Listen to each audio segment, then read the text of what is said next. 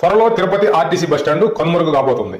దీనికి సంబంధించిన వివరాలుగా మనం వెళ్ళినట్లయితే సుమారు 500 కోట్లతో ఇంట్రా మోడల్ బస్ టెర్మినల్ నిర్మించబోతున్నారు. ప్రస్తుతం ఉన్నటువంటి ఆర్టీసీ బస్టాండ్ పూర్తిగా కూల్చివేసి ఈ కొత్త కాంప్లెక్స్ నిర్మించబోతున్నారు. దీనికి సంబంధించిన వివరాలుగా మనం వెళ్ళినట్లయితే ప్రస్తుతం ఇక్కడ ఆర్టీసీ బస్టాండ్ లో 3 టెర్మినల్స్ ఉన్నాయి. దీంట్లో ఏంటంటే మొత్తం ఈ 3 టెర్మినల్స్ కూడా సుమారుగా 13 ఎకరాల విస్తీర్ణంలో విస్తరించి ఉన్నాయి. ఈ ప్రాంగణంలోనే కొన్ని హోటల్స్ ఉన్నాయి, కార్ పార్కింగ్స్ అంటే బైక్ పార్కింగ్స్ ఇలాంటి వాటికి కూడా ఆర్టీసీ వారు అలాట్ చేస్తున్నారు కొంత స్థలాన్ని.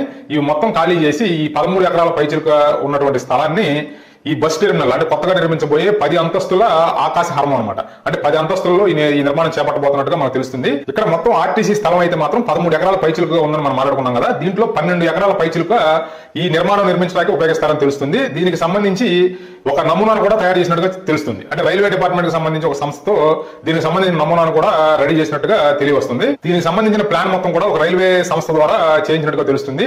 వీళ్ళు కూడా ఆ సంస్థను కోరింది ఏంటంటే ఇది భక్తులు ఎక్కువగా వచ్చే ప్రాంతం కాబట్టి తిరుమల తిరుపతిని ప్రతిష్టని కొంత ఎక్కువ ఎన్హాన్స్ చేసే విధంగా మన ముఖద్వారం ఉండాలని చెప్పి వారిని కోరినట్టుగా తెలుస్తుంది. దానికి సంబంధించిన నమూనాను కూడా వారు తిరుమల తిరుపతి దేవస్థానానికి అనుగుణంగా అంటే ఆ దేవస్థానం ప్రతిబింబించేలాగా ఆ నమూనాను తయారు చేసినట్టుగా చెప్తున్నారు. ఆ నమూనాకు సంబంధించిన ఇమేజ్ మీకు ఇక్కడ ప్లే చేస్తాను చూడండి. ఇట్లా ఈ కొత్తగా నిర్మించబోయే ఈ బస్ టెర్మినల్ కి అనేక రకమైనటువంటి ప్రాధాన్యాలు కూడా వీళ్ళు ఇచ్చినట్టుగా తెలుస్తుంది. ఈ 10 అంతస్తుల భవనంలో కింద 2 ఫ్లోర్లు సెల్లార్ నిర్మిస్తారని తెలుస్తుంది. ఈ సెల్లార్ రెండింటినీ కూడా vehicle parking, 2 wheeler parking, 4 wheeler parking కోసం కేటాయిస్తారని తెలుస్తుంది. తర్వాత గ్రౌండ్ ఫ్లోర్ లో 98 ప్లాట్ఫామ్లతో బస్ స్టాండ్ అయితే ఉంటది. తర్వాత ఫస్ట్ ఫ్లోర్, సెకండ్ ఫ్లోర్ లో ఏంటంటే ఆర్టీసీ కార్యాలయాల అడ్మినిస్ట్రేషన్ పర్పస్ కొంత కేటాయిస్తారని తెలుస్తుంది. అట్లాగే ఈ ఫస్ట్ ఫ్లోర్, సెకండ్ ఫ్లోర్ లో ఫుడ్ కోర్టులు, చిన్న హోటల్స్ కూడా ఇస్తారని మాత్రం మనకి ప్రస్తుతం ఉన్నటువంటి సమాచారం ప్రకారం తెలుస్తుంది. థర్డ్ ఫ్లోర్ ని సర్వీస్ పర్పస్ అంటే సీసీ కెమెరాల మానిటరింగ్, తర్వాత ఎలక్ట్రికల్ సంబంధించిన వ్యవహారాలు వీటి కోసం ఈ సర్వీసెస్ పర్పస్ కోసం ఈ థర్డ్ ఫ్లోర్ ని కేటాయిస్తారని తెలుస్తుంది. 4, 5, 6, 7 అంటే ఈ 4 ఫ్లోర్లని హోటళ్లు, తర్వాత డార్మిటరీలు, తర్వాత లాడ్జ్లు, తర్వాత రెస్టారెంట్స్ కోసం కేటాయిస్తారని తెలుస్తుంది. అంటే ప్రజలు కనుక ఆర్టీసీ బస్ స్టాండ్ లో ఇక్కడికి తిరుపతి చేరుకున్నప్పుడు ఈ హోటల్స్ కోసం, రూమ్స్ కోసం, తర్వాత వివిధ సదుపాయాల కోసం ఎదుర్కొనే పని లేకుండా ఆర్టీసీ కాంప్లెక్స్ లోనే అన్ని సౌకర్యాలు ఉండేలాగా ఈ 4 నుంచి 7 ఫ్లోర్ల మధ్యలో అన్ని కేటాయింపులు చేస్తారని తెలుస్తుంది. తర్వాత 8 నుంచి 10 ఫ్లోర్లు అంటే 8, 9, 10 ఫ్లోర్లలో బ్యాంకులు, తర్వాత బ్యాంకుకి సంబంధించిన కార్యకలాపాలు, బ్యాంకు కార్యాలయాలు, తర్వాత ప్రైవేటు ఆఫీసుల యొక్క కార్యాలయాల కోసం వీటిని కేటాయిస్తారని తెలుస్తుంది. అంటే వీటిని అద్దెకిస్తారన్నమాట. ఈ 8, 9, 10 ఫ్లోర్లని ప్రైవేట్ ఆఫీసుల కోసం, తర్వాత బ్యాంకులకి అద్దె ప్రాతిపదికన కేటాయిస్తారని తెలుస్తుంది. ఈ 10వ ఫ్లోర్ పైన అంటే టెర్రాస్ పైన ఒక పెద్ద హెలిపాడ్ ని కూడా నిర్మిస్తారని తెలుస్తుంది. ఈ నిర్మాణానికి సంబంధించి రైల్వే వాళ్ళకి సంబంధించిన టెక్నికల్ టీమ్ తో ఈ నమూనాను తీసుకున్నారు కాబట్టి వాళ్ళు ప్రతిపాదన కూడా చేశారు. అంటే రైల్వే స్టేషన్ నుంచి ఈ ఆర్టీసీ టెర్మినల్ వరకు 1 కిలోమీటర్ వరకు స్కై వాక్ అంటే రైల్వే స్టేషన్ నుంచి డైరెక్ట్ గా ఆర్టీసీ కాంప్లెక్స్ లోకి వచ్చే విధంగా ఒక స్కై వాక్ నిర్మించాలని ప్రతిపాదించినట్టుగా తెలుస్తుంది. ఈ నిర్మాణాన్ని ఎలా చేపట్టబోతున్నారు అనే వివరాల్లో మనం వెళ్ళినట్లయితే ఈ నిర్మాణానికి సంబంధించి ఆర్టీసీ ఎటువంటి పెట్టుబడి పెట్టదు. ఈ ఆర్టీసీ ఏంటంటే దీనికి ఉన్నటువంటి స్థలాన్ని మాత్రం కేటాయిస్తుంది. దీన్ని డెవలప్మెంట్ చేసి కొన్ని సంస్థల ద్వారా ఈ కట్టడం నిర్మిస్తారని తెలుస్తుంది. దానికి సంబంధించి ఏంటంటే national highways logistics maintenance limited అని చెప్పి కంపెనీ ఉంది.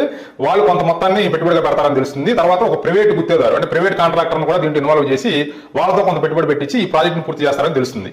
ఈ ప్రాజెక్ట్ కి సంబంధించి వాటాలు అంటే షేర్స్ అనేవి మొత్తం కూర్చుని ఇంకా డిసైడ్ చేస్తారు రాబోయే రోజుల్లో తెలుస్తుంది. అంటే ఎవరికి ఎంత వాటా వెళ్ళాలి అంటే వాళ్ళు పెట్టిన పెట్టుబడి ఆధారంగా వాళ్ళ వాటాలను వాళ్ళు విభజించుకుంటారని తెలుస్తుంది. ప్రస్తుతం ఉన్న ఆర్టీసీ బస్ స్టాండ్ తిరుపతికి నడుబొడ్లో ఉంది. ఇక్కడికి రోజు వేలాది మంది, లక్షలాది మంది భక్తులు వస్తూ ఉంటారు. అనేక ప్రాంతాల నుంచి బస్సులు కూడా వస్తూ ఉంటాయి. మరి సడన్ గా ఇక్కడ ఈ పునరున్నటువంటి ఆర్టీసీ బస్ స్టాండ్ మూసివేసి కొత్త కన్స్ట్రక్షన్ మొదలు పెడితే ఇక్కడ మరి ప్రయాణికులు ఇబ్బంది పడే అవకాశం ఉంటుంది కాబట్టి దీనికి ప్రత్యామ్నాయ ఏర్పాట్లు కూడా చేస్తున్నట్లుగా తెలుస్తుంది. దీనికి సంబంధించి కడప, హైదరాబాద్, తర్వాత తెలంగాణ ప్రాంతం నుంచి వచ్చే బస్సులు అంటే విజయవాడ ప్రాంతాల నుంచి వచ్చే బస్సులన్నింటినీ కూడా ప్రస్తుతం మంగళం అనే ప్రాంతంలో అంటే తిరుపతికి దగ్గరలోనే మంగళం అనే ప్రాంతంలో ఒక డిపో ఉంది కాబట్టి అక్కడే ఒక తాత్కాలికంగా ఒక బస్ టెర్మినల్ ఏర్పాటు చేస్తారని తెలుస్తుంది. అంటే తాత్కాలిక బస్ స్టాండ్ అక్కడ ఏర్పాటు చేయబోతున్నట్టుగా తెలుస్తుంది.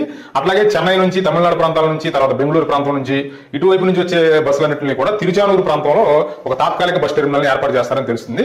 అంటే ఇప్పుడు ఉన్నటువంటి బస్ స్టాండ్ మూసివేసిన తర్వాత ఈ ప్రాంతాల వారీగా బస్సులు కొత్తగా ఏర్పాటు చేసినటువంటి తాత్కాలిక బస్ టెర్మినల్స్ లో రావడం అయితే జరుగుతుంది. అలా ఈ మధ్య కాలంలో కూడా తిరుపతిలో ఫ్లైఓవర్ నిర్మించడం జరిగింది. దానికి సంబంధించి అది గతంలో ఓపెన్ చేశారు. ఆ ఫ్లైఓవర్ ప్రస్తుతం రన్ అవుతుంది.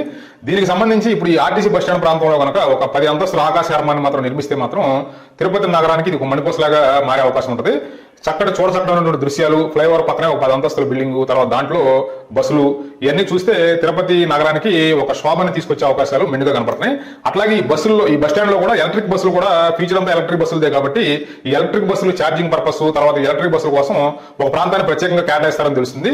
దీనికి సంబంధించిన విజువల్ కూడా నేను ప్లే చేస్తాను చూడండి. ప్రస్తుతం ఆల్రెడీ ఎలక్ట్రిక్ బస్సులు తిరుమల, తిరుపతి ప్రాంతాల్లో చుట్టుపక్కల ఉన్న ప్రాంతాలకి నాన్ స్టాప్ సర్వీసులు తిరుగుతున్నాయి. అట్లాగే రాబోయే రోజుల్లో ఇంకా ఎలక్ట్రిక్ బస్సులు ఎక్కువ అవకాశం ఉంది కాబట్టి అన్ని డిపోలు కూడా ఎలక్ట్రిక్ బస్సులు సమకూర్చుకునే అవకాశం ఉంటుంది కాబట్టి ఈ ఎలక్ట్రిక్ బస్సులు ఛార్జింగ్ కోసం కూడా ఛార్జింగ్ స్టేషన్లు కూడా ఈ బస్ టెర్మినల్ లోనే ఏర్పాటు చేస్తారన్నట్టుగా మనకి తెలుస్తుంది. అట్లాగే చూద్దాం మరి ఈ ప్రాజెక్టు త్వరలోనే ప్రారంభమవుతుందని చెప్తున్నారు. ఈ నమూనాగా అప్రూవల్ వచ్చిందని చెప్తున్నారు. మరి త్వరలో ప్రారంభమయ్యి తొందరగానే ఈ రాబోయే 2-3 సంవత్సరాల కాలంలో ఈ ప్రాజెక్ట్ పూర్తయి ఇది ప్రజలకు అందుబాటులోకి వస్తే చాలా బాగుంటుంది అనేది నా అభిప్రాయం.